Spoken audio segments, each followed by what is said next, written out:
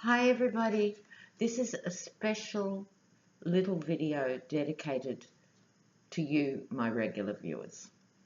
Right. If you're a new viewer and you're channel surfing and you just pop on this channel, probably skip this video, okay? Have a look at the other 160 odd I've done and I hope you like them, okay? But this one's a bit weird and special, okay? Now, people have been asking what happened to video 163. Well, that was because I knew last week that my mum was going to pass and that I couldn't do reading. So I made a little 1-minute video explaining I wouldn't be on deck for a week or so without actually saying why. And then I forgot to publish it because, of course, I was so distracted with all this. Please don't feel any way about that. Don't feel you have to offer condolences. Please, please, please. She was 101 years old. 101.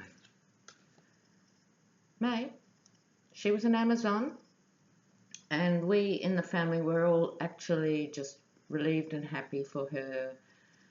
It's fine. Okay, but that's why I wasn't available.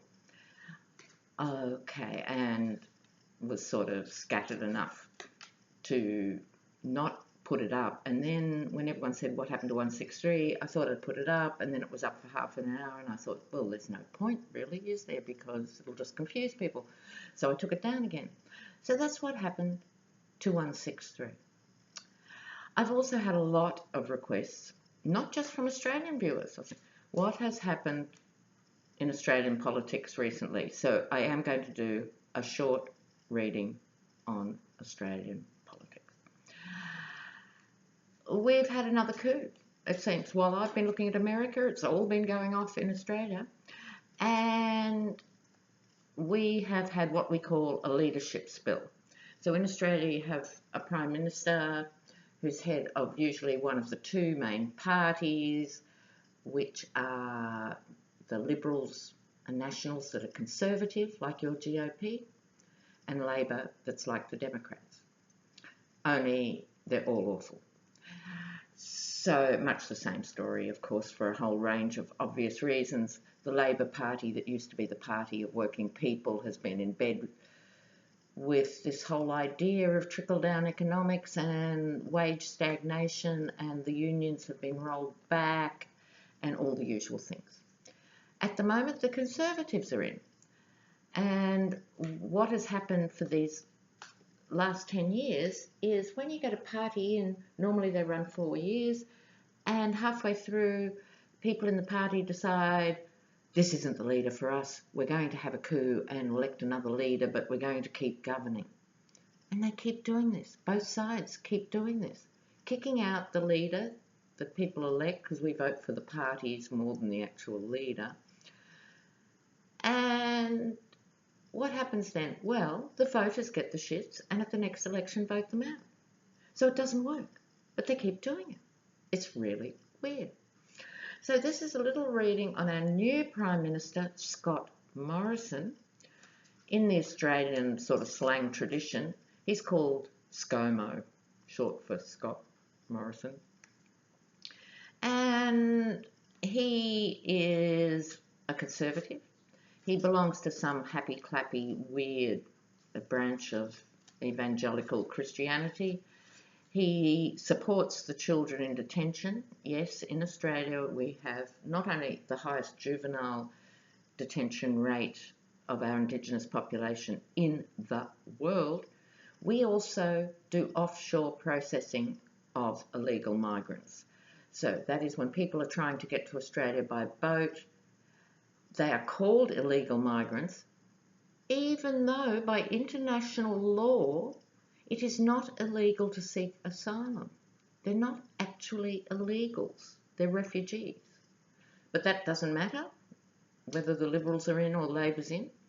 And they're sent to these hideous jails on islands offshore where our politicians can't go, our journalists can't go, everyone has to sign non-disclosure agreements. They're hellholes, and children have been held in these facilities for years. They're supposed to have got all the kids out, but I'm not entirely convinced. So we have nothing to be proud of. It's the equivalent of building a wall. It's shocking. It contravenes every sort of international law. It's disgusting. So he's on board for that. So I'm going to have a quick look here at ScoMo. Okay. So for viewers from other countries, you may or may not be interested, but we're all part of this global story, and it's the same story everywhere going on, you know, just variations on a theme. So I'm going to use the French cards, looking at Scott Morrison, just a little look generally at his personality. Ooh, has he got one? Oh, I don't know. Scott Morrison. And then I'll look quickly at the next Australian election, and then we'll move on to other things. Oh, he's a bat. Oh, interesting. Yes. ScoMo. Oh. Well, I love these cards. Yeah.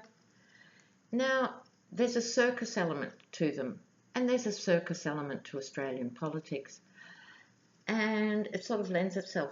Here we have ScoMo, Batman, nana, Ace, meaning he's the number one now.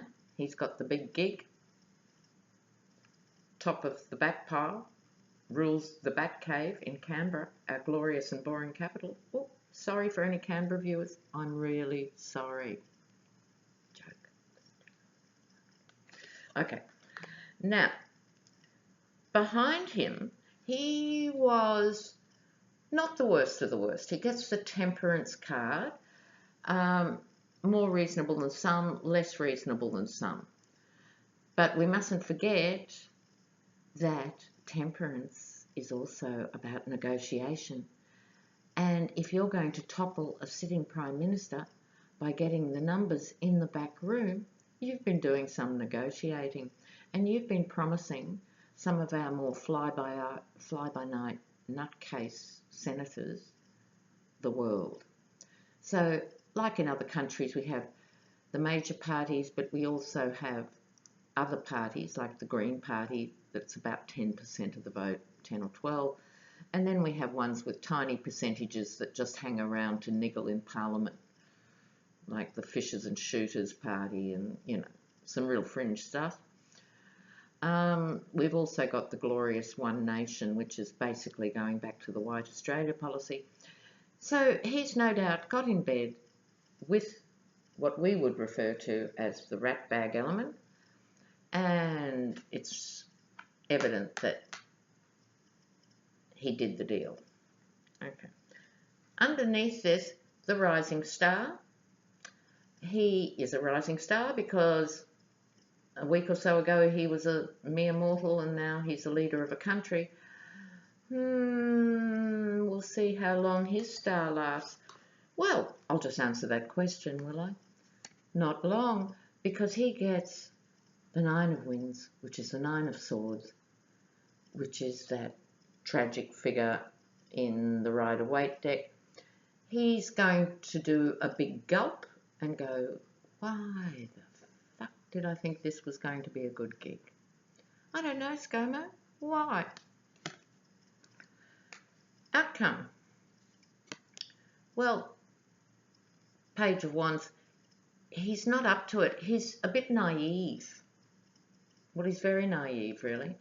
The thing with Scott Morrison is I think he's led quite a protected life. Now, this is strange because he's actually the son of a very senior policeman in New South Wales. And all I'll say about that is his father was very high up in the police force in the 80s when the Australian police forces, particularly New South Wales, Queensland, well, most of them really, were very corrupt, very vicious, and they made their own rules. There were big cleanups in the late 90s, early 2000s, but his father was around before that. So I suspect his father was a hard man. I'm talking seriously brute-like. But he protected Scott. You know how some hard men want their sons to be hard? I think he was a hard man and he wanted to protect his son from knowing that he was corrupt and everyone he ever met around at the family barbecue was actually corrupt, and that they routinely did things that were illegal. And I think he protected Scott from all that. So he has this really naive view of how the world works, and I think that shows. So for Australian viewers, I'm just doing another little quick bit. Who'll get in at our next elections? In other words, will this lot, the Conservatives, be outed in the next election? So it's a bit like you guys for 2020, you know. It's like, will there be a radical change or not? Who knows? So the next election for the Conservatives under ScoMo. The Conservatives under ScoMo. Conservatives.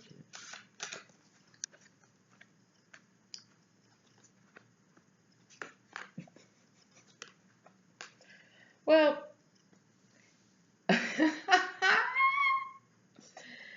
now for those of you who might not be remotely interested in Australian politics, but you're interested in the tarot, this is a doozy. Oh, wow. I don't think you should unpack, really. Don't bother, Scott. Don't bother moving into the Prime Minister's special house or anything, because you're not going to be there long. Now, let me just show you these cards. Sorry, viewers, I probably didn't pull it down last time. I'm still a bit delirious about my mum. This is an absolute classic of destruction. This is the Five of Fire, right? This is the skeletons at war. Skeletons in the cupboard at war. That would be followed by the Tower, or total collapse of what has gone before. That is twinned with the Seven of Fire for Scott Morrison himself. So it sits underneath the warring skeletons, right, walking through fire. He'll have to have his asbestos suit on. And the outcome, the Five of Tides or the Five of Cups, meaning disappointment. I mean, that's extraordinary. Oh, wow. Absolutely amazing. All right then, viewers.